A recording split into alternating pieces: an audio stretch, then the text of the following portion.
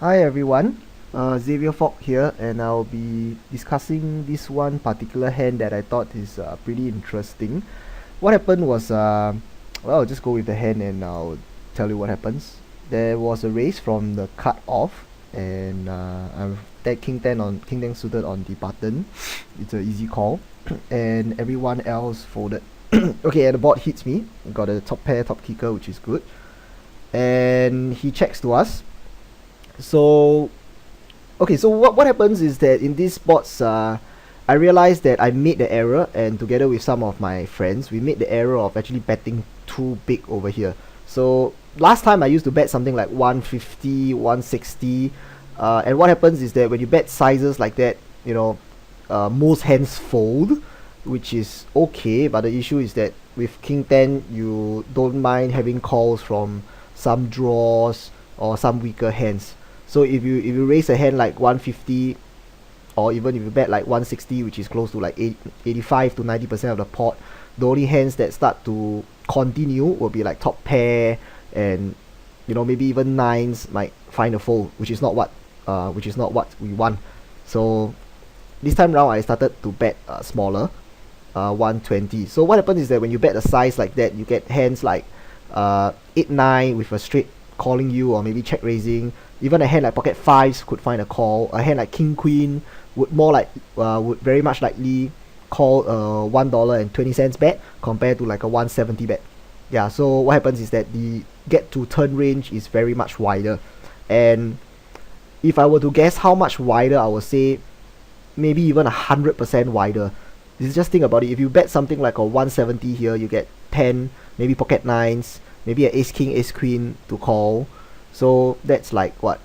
Very few hands. That's like 5% of hands. But if you bet like $1.10, $1.20 here, you get like pocket nines, maybe even pocket sixes calling, hands like 7, 8, hands like 9, 10.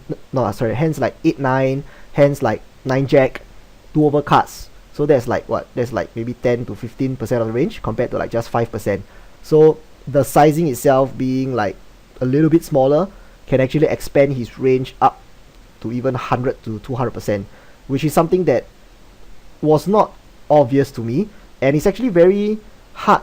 It's very difficult for your coach to point it out to you, because bet sizing is not exactly something that they can see immediately, because that will have to take like quite a few hands, and you don't always get into the same situation for your coach to recognize that. And at the same time, they are usually focusing on other stuff like ranges. So this video is actually dedicated to bet sizing. Okay, and he calls. So his range here is actually very wide. All the over cards, draws, and everything. So I estimate like maybe 15% of all hands, and probably close to half or even more than half of what he raised with. And if you take a look at his range, well, you can't see it here. He's actually raising the cut off very wide, close to 30 over percent. Okay, and the turn is a blank, and he checks again. So over here again, the board is actually pretty dry. There are not many draws around. So if I were to bet like $3 here, it just gets so much folds, and anything that continues is a pretty strong hand. So I decided to go for a smaller bet. Yeah, so $2, because there's really not much that can call. So if you bet $3, there's nothing you can call, and everything else that continues is going to be a 10. Yeah, so, and we face a check raise. See, the issue here is that if you have bet $3 and you face a check raise, the hands they are going to be check raising here is at worst maybe a 8-9 for open-ended, or over pairs or sets, or at least a 10, maybe ace 10 trying to go for value. So you're kind of like owned here. But if you bet something like $2, they are inclined to check raise with maybe overcards to try to bluff you off a hand.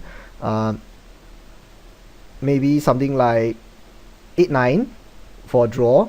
Maybe something like 9 queen, 9 jack for gut shot and 1 overcard. So the ranges get a lot wider, because your raise size is so small. It's less than half the pot, which then GTO play, I recall, encourages you to call with the top certain percentage of your hands. I'm not too sure whether it's 50% or 40% or 30%, but I know it's usually between 40 to 60%. And with King 10 here, it's definitely within the top, 40% or maybe even 30 or 20% of my range that I've got here. And obviously the action that we're going to take is to call, and usually call any river. But if you have bet something like $3, the problem is that even if you're at the top 10% of your range with like aces here, you're still dead, because the only hands that are check raising you are sets, right? And like draws that have good equity against you. So I thought that this is something that we should really pay attention to, which is bet sizing, which is usually not exactly focused on. And I call. And the river card is, it completes 8-9. So it's not too good, but at the same time there are a lot of things that miss. I would think that obviously the best card here I want to see is like a 5, because it completes nothing at all. And there are still many draws there that miss, like a 9 jack, a 9 queen, 8 queen, 8 jack, all these gut shots. And of course some overcards like jack queen, jack king, that also miss.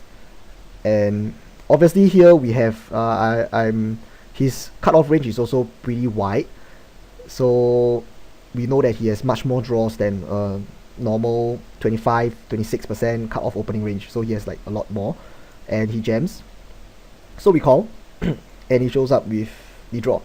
Yeah, so I think the real focus here is that if you have bet bigger and you have went into the exact same situation and you get to river, most of the time if you have bet like 70-80% pot, the range, whatever you're seeing on the river, is going to be very, very much weighted towards mid hands rather than draws. So if you have a hand that is not a set, something like that's medium strong, like a top pair, medium kicker, top pair, okay kicker, you may not, your sizings may want to, you may want to think a little bit more about your sizings and make them in such a way where you get a maximum value from draws, and such that when you are check raised, you can actually call 50% of the time, right? Because you aren't supposed to face, you are not supposed to fold everything to a check raise. But if you bet super big, only the strong hands raise you, how are you going to call half the time, because you're only facing sets? So you have to bet a sizing in such a way that if you face a check raise, you are still good half the time. Yeah, so, and in this case it happens to be a smaller bet sizing lah. Thank you for watching the video. That's the end.